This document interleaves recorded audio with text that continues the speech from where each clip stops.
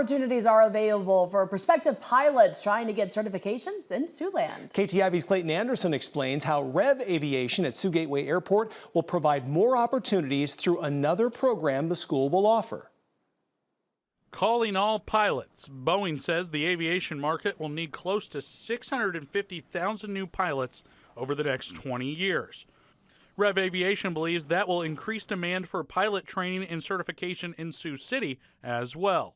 Getting into aviation at this point, whether you're going it on your own or through a collegiate program, is a very opportune time. In the past, Revv could work directly with students at what are called Part 61 flight schools with aeronautical knowledge requirements and flight time requirements. A lot of people do this for a private pilot's license. Now Revv will be able to provide Part 141. That's targeted to pilot schools, and it has a structured training program and a syllabus, which will allow them to partner with university flight schools. The training that you're going to be doing is the exact same. The only difference is with the Part 141, you're able to get to those minimum requirements that the airlines require a lot faster.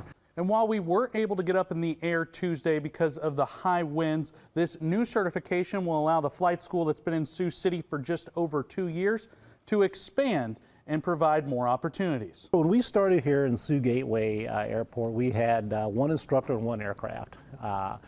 2 years since then, now we're up to 3 aircraft, 3 instructors, and 25 students.